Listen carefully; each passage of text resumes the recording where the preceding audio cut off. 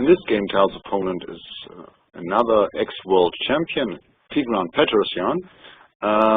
Tal's last move was bishop takes e5, and Petrosian was very well known for his sense for dangers. So he sensed the opponent's intentions, threats, and so on, long before they actually appeared on the board and prevented them.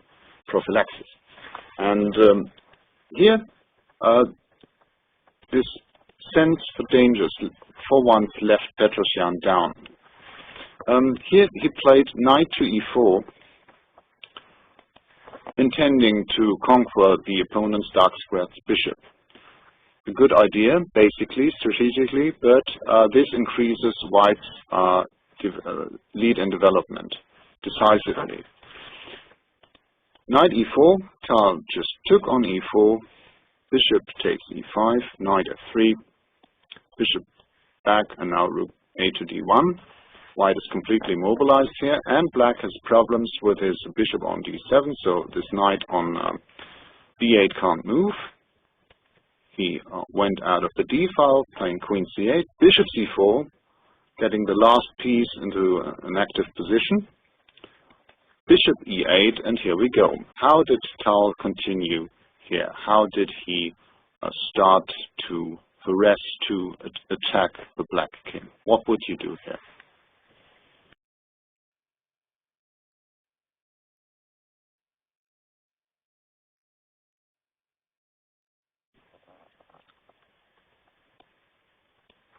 Knight to g5. That's it. This is what Tal did, and the intention is, of course, if black captures, the white knight captures back, and then the h-file has opened, and white has the maneuver queen f4 to h4 and to h7 with decisive threats. Very well seen, very well.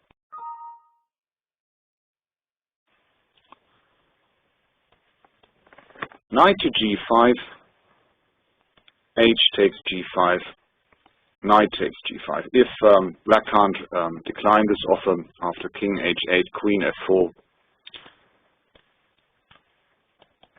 setting under fire this point f7, for example, queen here, queen takes, and now, well, it takes its toll that black hasn't developed his queen's knight yet. White simply plays rook d8 and is winning simply. So this is one line of declining the sack, and if king here, for example, king g8, white can even play the direct knight e6, exploiting that queen and king of black are placed on the same diagonal. Bishop e6 coming. So, black must take, knight takes, king g8, and queen f4 is logical. Simply threatening queen h4 followed by queen h7 checkmate. And Petrosian defended with knight d7, and now it's your move again. How would you continue White's attack?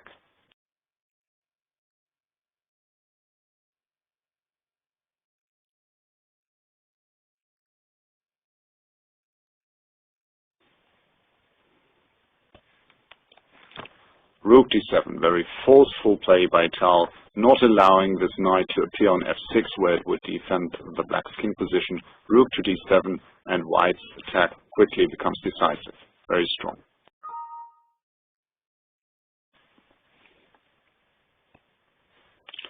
Rook takes d7, eliminating a potential defender. This knight is not allowed to go to f6. Petrosian took with a bishop. If queen takes, of course, White goes queen h4 followed by queen h7 checkmate. Bishop takes d7, but now this point f7 is left undefended.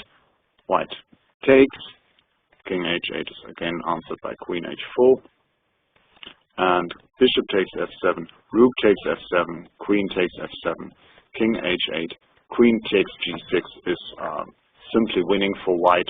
There's a threat queen h7, and after bishop f5, White has several winning ways. The simplest being check on f7, king here, check on h6, followed by taking on f5. So after bishop takes f7, Petrosian resigned.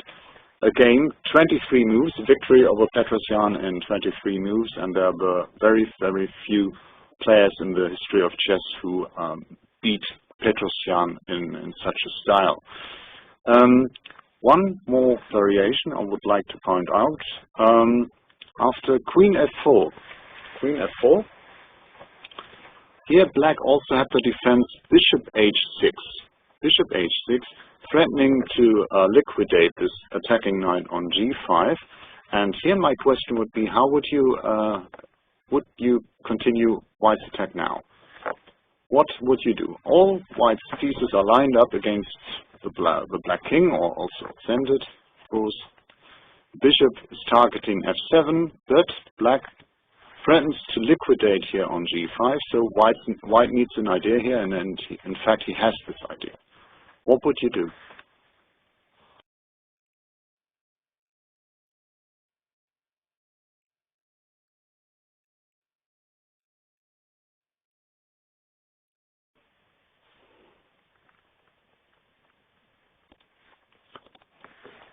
Rook takes E8, and this is really brilliant. Rook takes E8 deflects either the queen from the diagonal to F5 or the rook from the point F7. So after rook takes, of course, this is followed by checkmate. And if after rook takes E8, queen takes E8, bishop G5 is of course answered by queen F7, also losing. So if here queen takes E8, White has this brilliant move, queen F6. Queen F6, White is down a whole rook, but Black has no way to prevent this capture on G6, and White is winning with his remaining few pieces. Bishop takes G5, queen takes G6, king to the H file, check on H5, king here, check on G5, king to H7 or H8, and now the coup de grace is rook D4 with the unparable threat rook H4, because queen E1 can simply be answered by bishop F1, and there's no defense against rook H4. And this was a line of, and of course, I think Tal saw this naturally, and I think it could be that Petrosian calculated very, very far, but overlooked something in this line. So this would be my explanation why he allowed White to why he played knight E4, allowing White to get such a strong attack, because he overlooked something in this line. Because after bishop H6, this is the only way for White to win, in fact. If he goes queen F6 immediately, Black has queen F5, and all of a sudden the position is very unclear. So the second sacrifice, rook E8, queen E8, and now queen F6, would have been the decisive way.